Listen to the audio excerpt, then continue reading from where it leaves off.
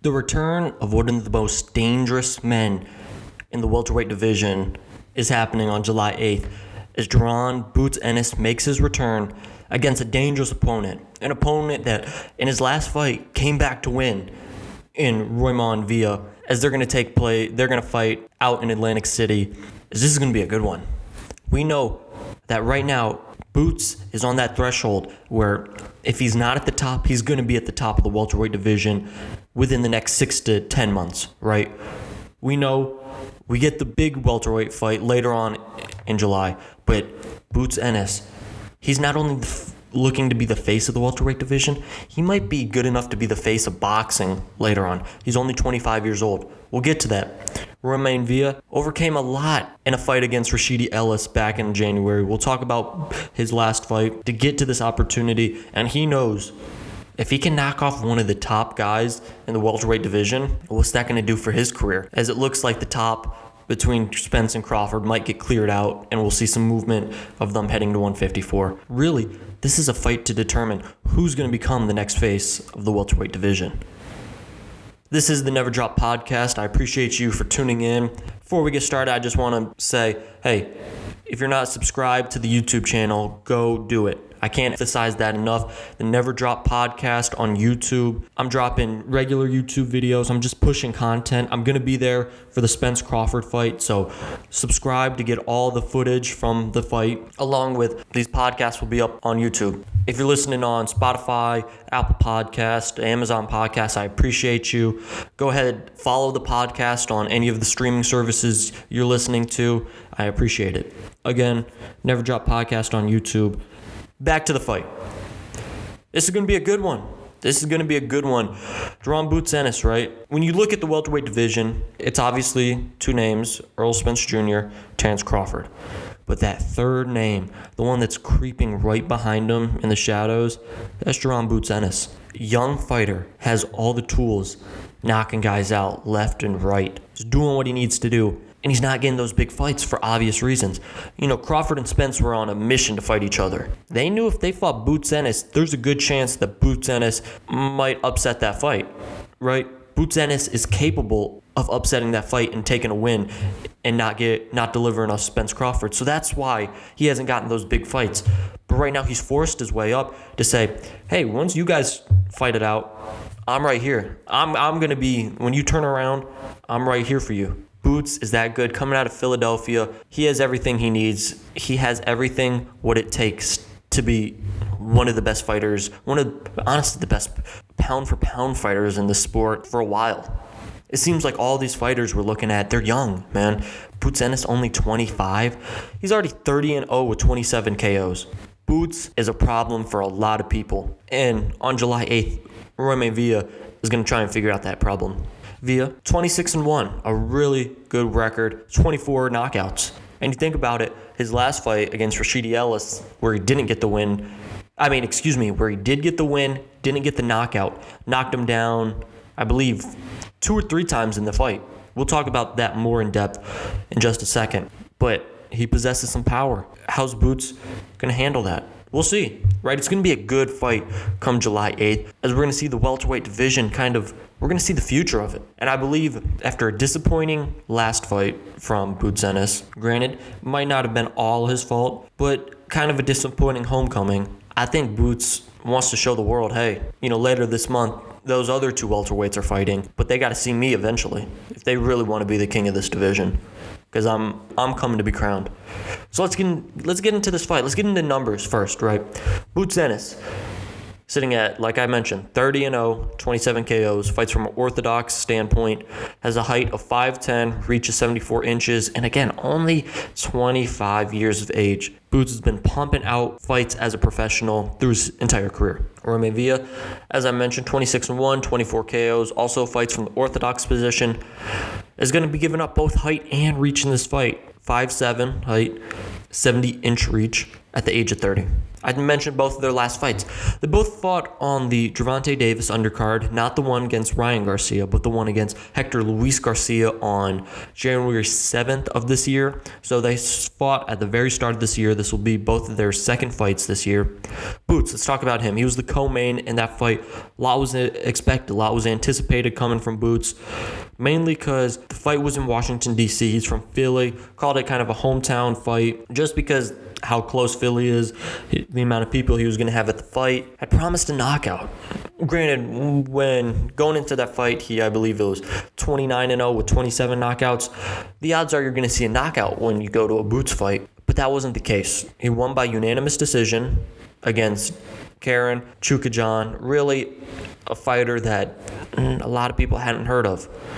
Right, again, Boots isn't getting these top fights. I'll tell you how dominating this fight was. It was a unanimous decision, obviously. All three judges had Boots winning every single round. Chukajan didn't win one round. I mean, if you rewatch the fight, if you watched it, I don't know if you want to have a rewatch of that fight, but if you watched it the first time, you'll remember Chukajan basically ran the entire fight. He was in there trying to survive, and a lot of people were like, hey, this dude's not going to get another fight because this is how he's coming into the fight. Just looking around, he looked to survive that entire fight. And Boots wasn't able to come away with the KO. He did get the victory, but it wasn't anything that you put on your resume, right? It wasn't something that, yeah, I did this to him. I believe the previous fight Boots had back in May on the Jermell Charlo Undisputed undercard. He used the co-main. That was when Charlo fought Castano the second time to win the belts. I'm blanking on who Boots fought. It wasn't anybody of any real big stature. Boots dismantled him, I think, in the first round, if not the second round. But, got him out of there immediately, and it was like, oh, okay, yeah, that's what Boots can do. But this guy ran the entire fight. I do remember Boots was getting hit with a couple shots.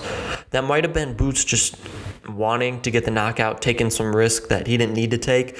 He got hit with some shots, I remember, and I was like, usually don't see that out of Boots. He has a really good defense. He's overall an excellent fighter. And you're thinking, okay, if he wants to get to the point where he wants to be in the welterweight division, he can't be taking these shots all the time like that. But again, I think that was just him taking risks, trying to get the knockout in front of the crowd, not being able to do it, which I know, I believe disappointed him. He talked about in the post-fight interview, he really did want the knockout that fight. Didn't happen. Here we are. But what happened earlier in that night on January 7th out in Washington, D.C., now this was a good fight. This is who Boots will be fighting against, Roiman Villa. Right, I talked about really won a close fight, his last one. So on the undercard, I believe this was the fight before the co-main, so before Boots fought. It was Villa versus Rashidi Ellis. If I remember correctly, this was Rashidi Ellis' first fight in a year, maybe 2 years, but he came out, man, he looked good. I believe his nickname is Flash, Rashidi Flash Ellis. I might be making that up, but I believe that's the case. So don't hate me if I'm wrong. I believe that's the case. Well, if that's not his nickname, it should be, because he was dodging in and out, hitting shots left and right. He was dominating for 8 rounds, and it looked like Villa had really no business being in the ring, and it was like, oh, what ring rust from Ellis? Well, it caught up to him. Come to about 8th, 9th round, I believe the 9th round, Ellis looked winded. It looked like, oh my gosh, is he going to even make it through this round? With that Villa capitalized, right? Ellis had dominated those first 8 rounds. There was no doubt about it. But Villa was able to start landing punches. And the thing about Rashidi Ellis is his hands weren't doing much to Villa. Villa was kind of walking through those punches. And I remember, Ellis is hitting him with some clean, good shots. And Villa's just saying, okay, cool. Nothing was happening to him. And he was just walking through them. And eventually, Villa was able to start landing a pair of 12th round knockdowns in the 12th round, 2 of them by Villa. Were able to capture the win, right? He was able to get those knockdowns, score some points. Those 4 rounds were huge. The 9th, 10th, 11th, 12th were huge in turning that fight around. He wins by a majority decision. Two judges had Villa winning by 1 round. The other judge had it tied. I kid you not, man. It was like, oh my goodness. He actually came back to win this fight. I thought Ellis had it clearly. I was, probably about to go make something in the kitchen, waiting for the Boots fight. And then Villa just turned it on. He turned it on and was able to capture the win. And obviously that was a huge fight because that propelled him into a Boots fight, right? All these fights can catapult you into something else. Having the victory in that fight against Ellis, that gets him a shot against Boots. Say he beats Boots. That catapults him into even better position in the welterweight division. So all these fights mean something. That's common sense, right? These fighters aren't fighting for nothing. But just in that fight, I have the stats right here for Villa. He landed 18% of his total punches. He was throwing a lot of jabs. So I assume we'll see that in this fight. He threw 277 jabs in the Ellis fight. He only landed 5% connection rate. That's what I'm saying. Rashidi Ellis was in and out, hitting them and getting out. But I think he'll throw jabs because with Boots, you can't eat all those punches, right? Boots has some heavy hands. 27 knockouts for a reason. You can't just eat all those shots from Boots. So I think he'll try and keep the jab to keep Boots away. Keep Boots at bay, not have to do too much. His power punches, threw 354 of them, landed 101 with the 29, that's 29%. He has some pop to his punch. Granted, when he put down Ellis was winded, man. He was tired. He was gasping for air. So a well-conditioned fighter, like Boots coming up on July 8th, what's that going to do? I don't know if that necessarily is going to be enough to put Boots down, but in 26 wins, he has 24 KOs. He has pop to his punch. Ellis, real quick, he landed 44% of his punches. So there's definitely positions for Boots to use footwork, get into different angles, spaces, and just take advantage of Villa, who at times leaves his chin open. I think Boots can also work the body a little in this fight and work the jab. Ellis landed 42% of his jabs, 165 of them. He threw 395, landed 165. Boots can potentially land the jab. And while Villa might want him at bay, Boots might be able to land the jab, throw a right. Along with Ellis landing 103 out of 209 power shots, almost 50%. Jaron Boots Ennis' power shots are not Rashidi Ellis' power shots. And that's all the respect to Rashidi Ellis, but he knows, he'd even say it. If you look at kind of just how they're built, no comparison. Boots Ennis is a strong 147 pounder. He is built for this division. And really, Villa's filled out. He's strong for this division as well. Again, just Boots is a different caliber. I really think Boots is one of those guys at the welterweight division that I think he could challenge Spence and Crawford. Granted, I think because I did do a podcast talking about the Boots fight back in January, and I think my initial reaction was Boots has to go back to the lab because I thought the fight against Chukajan really didn't improve anything for him. I thought it hurt him. I thought, he got hit with shots. I thought it was like, this is the guy that people are saying is on Spence and Crawford's level. I thought, hey, he's got to get back in the lab because they'll do stuff to him that Chukajan, at some points was doing, but they'll do that 100 times. The power, the speed, the quantity. But I believe Boots Ennis, man, he's such a great fighter at 147. I don't think it matters what other people do. I think Boots will do what he needs to do. And I think that night he was looking for the knockout when he shouldn't have been. But if you had one knock on Boots was he hadn't gone many rounds. Went all 12 against a guy who's running, so he's trying to cut off the ring. Didn't really show any fatigue. I think if you want to take one thing out of that fight is, Boots didn't really show fatigue that fight. Which, hey, if we're going to call a spade, Villa really won that fight against Ellis because of the fatigue from Ellis. Boots isn't going to get fatigued. His dad, his trainer, Bozy, going to have him in tip-top shape, ready for this knockout, for this win, a knockout if it comes. But Boots is talking. He wants to get his 28th knockout this fight. He does that against Roiman Villa. I think put him right back in the conversation for, hey, where does he stand against a Spence and Crawford? Granted, I don't know if we'll ever see a Spence fight necessarily. Spence was on $1 million worth of game. They asked him, you find Boots? He goes, if Boots comes up to 154, because Spence is out of 147. We know that he's out of welterweight. He's up to 154 after this Crawford saga. If Terrence stays at 147, that's a fight. That's a heck of a fight. Boots called up $1 million worth of game, or Gilly called Boots put him on the phone. Him and Terence Crawford had a little bit back-to-back. Terence was talking about, you ducked me. Obviously, Boots didn't agree. They went back and forth a little bit. So, again, those would be amazing fights. And I think Boots is that level. Right now, when I look at the welterweight division, we're looking at Spence Crawford, Tier 1. In Tier 2, that's just under Tier 1, I got Boots and I got Virgil Ortiz. Both fight on July 8th. I'm talking about Boots and Virgil. So, if you are a Virgil fan, I don't know if it's up already, but if it's not, it will be up extremely soon. Virgil Ortiz versus Stanionis podcast will be up, so go give that a listen if you're looking forward to that fight as well. But yeah, man, it's really between Boots and Virgil, I think, for who's going to take the mantle as the next best welterweight when these two guys, Crawford and Spence, go up to 154, kind of, because Crawford's older, getting back into not back into retirement, but kind of slowing down. Because, man, Boots is 25. I've mentioned this so many times, but when you watch him fight, you don't see a 25-year-old fight. You see a veteran fight. So I think having the motivation of also, hey, Virgil's fighting the same night you are. You need to put on a show. I think that'll be huge for Boots. And, okay, yeah, I'm going to put on a show, especially in Atlantic City. He's calling it close to a homecoming. Obviously, East Coast, you're going to have a lot of Boots fans there. I think he's going to put on a show, and that's where we come to my prediction, man. I think Boots will get the knockout in this fight. I don't think Boots is playing this fight. I think he's coming in to do some damage, press, in-ring interview afterwards, say, hey, Earl, Terrence, whatever y'all do, man, y'all got to come see me. I think that's really what Boots is trying to do. So I think Boots gets the KO. I'm going to go 9th round. I think Boots is going to work him. Pause.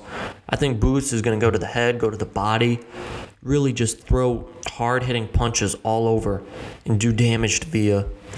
And by the 9th round, I think he'll catch Villa and he'll finish him. But this is a huge fight for Boots. A lot of people question him after that Chukajan fight, one opponent selection. We got Villa, solid fighter. We saw what he did against Rashidi Ellis, who was really good. We know he's gonna fight to the bell. He could have easily given up in that 8th round or 9th round, been like, too much, I'll just try and survive tonight. No, he was on go all night, got the victory. Boots is a different animal, though. Boots isn't going to win those 8 rounds and be like, I'm going to take these next 4 off, or I'm going to be fatigued. No, Boots wants all 12, and he wants it to go less than 12. So I got Boots by the KO. I'm going to go 9th round. I think Villa will fight a good fight. I do think Villa will get some shots in because he's a strong puncher.